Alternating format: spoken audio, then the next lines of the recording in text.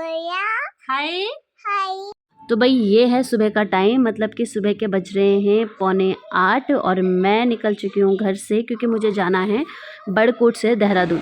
तो मैं निकल तो गई हूँ, लेकिन वो बस तो 8 बजे आई नहीं है और इसको लगने वाला था टाइम, इसीलिए इन अंकल जी ने मुझे बैठा दिया अपने ही होटल में थोड़ी देर के लिए, क्योंकि इन्होंने कहा था कि वक्त लगेगा, इसलिए बाहर बहुत ठंडा है तो आप थोड़ी देर के लिए अंदर बैठ जाइए।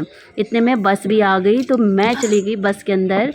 बस में सीट मॉर्निंग में जो है पूरी खाली थी, कोई भी नहीं थे, इसलिए मैं अपनी एक सीट लेके बैठ तो गई थी, लेकिन बस में भी बैठना पड़ा मुझे और थोड़ी देर इंतज़ार करना पड़ा, क्योंकि फिर उन्होंने कहा कि बस तो जाएगी अब 10 बजे। इतने में मैं थोड़ी देर तक बैठी रही और मैं बहुत बोर भी हो गई, क्योंकि ये 8 बजे का समय था, लेकिन बस अब जा रही है 10 बजे। लेकिन कोई बात नहीं, मैं तो बैठ गई अपनी कैप वैप लगा के, और थोड़ी देर में मैंने अपने लिए एक छोटा सा मास्क भी ले लिया, क्योंकि जाना देहरादून था, लोग मुझे पहचान न ले कि इतनी बड़ी ब्लॉगर आ रही है, तो इस वजह से मैंने अपने आप को कवर कर लिया था पूरी तरीके से। तो भाई ये हो चुकी हूँ मैं प्रॉपर तैयार। तो अब चलिए निकलते हैं, देर किस बात की।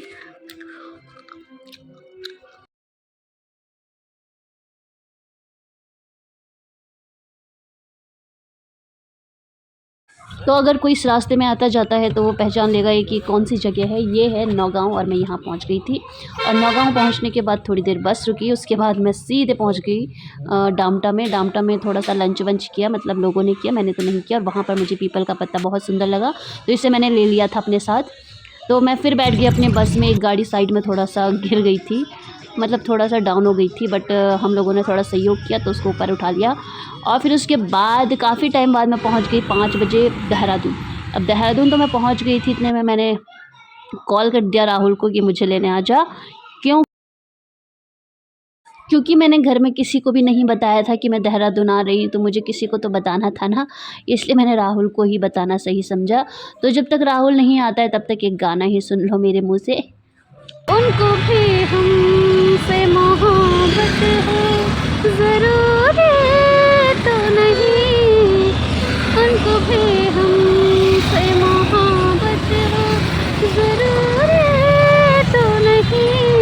तो भाई इतने में इतना ही मिलता है गाना सुनने को फ्री में। और फिर मैं पहुंच चुकी हूँ शिमला बाईपास पर, और राहुल भी आ चुका है। इतने में थोड़ा आगे आई है महाराज जी।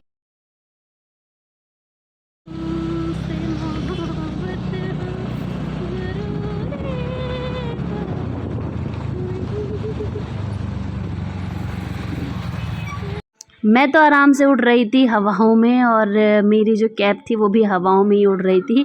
इसी कारण आईएसबीटी के फ्लाईओवर के ऊपर ये कैब जाके उड़ गई, और फिर उड़ गई और तो फिर वहीं पर गिर गई। तो अगर किसी को भी मिले तो वो अपने लिए निसंकोच होकर रख सकते हैं। तो ये भाई मैं पहुंच चुकी हूँ चंद्रवनी चौक। तो अब चलते हैं अपने घर की तरफ।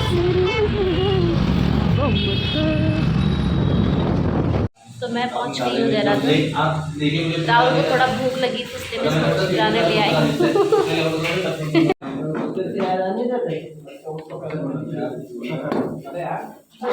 तो फाइनली मैं पहुंच चुकी हूँ अपनी ग्रीन एवेन्यू कॉलोनी के अंदर, जहाँ पर मेरा घर है। और अब निकलते हैं घर की तरफ। तो ये भाई साहब हैं जो अभी रास्ते में मिले हैं, राजा भाई साहब सुप्पू को लेके। इसको शाम की वॉकिंग पर लेके जा रहा है, और मैं पहुंच चुकी हूँ अपने घर। और मुझे ऐसा लग नहीं रहा है कि मैं इतने टाइम बाद कहीं और से आ रही हूँ, मुझे लग रहा था घर से। और ये कुछ महाशय अभी 5, साढ़े 5, 6 बज रहे हैं और ये लोग अभी तक सो रहे हैं। बीच में है वहाँ मुँह जैसी से पता चला कि मैं आई हूँ। इतनी खुश हो रही थी कि ये शर्मा शर्मा के इसने अपने आँखें 2, 4, 10 बार मरोड़ दी, और ये इसको लॉलीपॉप दी, तब जाके खुशी। तो अब ये मुझसे मिलते हैं, देखिए। कैसे हो आप? बोलो बुआ ठीक हो आप? बोलो बुआ ठीक हो आप? ऐशू, मेरे कुंडल में फंस गए। एक मिनट। क्यों बुआ? लड्डू हेलो कर दो। कर दो फ्लैंकिस, कर दो, कर दो फ्लैंकिस।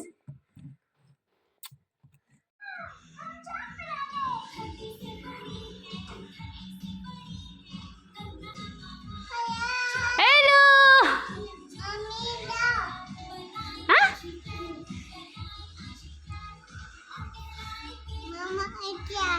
क्या क्या कर रही है? उतर उतर उतर उतर, उतर।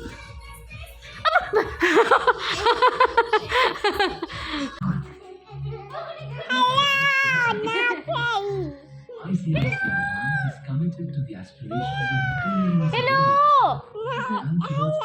हेलो, बोलो कैसे हो? ठीक हो?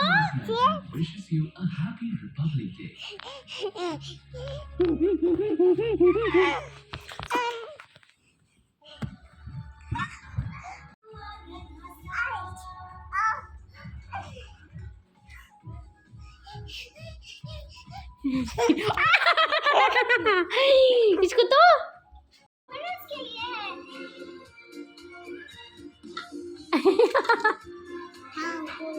हाँ? तो इसी के साथ वीडियो होती है ख़त्म और मैं देहरादून तो पहुंच गई हूँ, लेकिन देहरादून में दूसरा दिन मेरा कैसा रहा वो सब मिलेगा कल की वीडियो में। तो आप लोग मेरे साथ बने रहिए और जुड़े रहिए।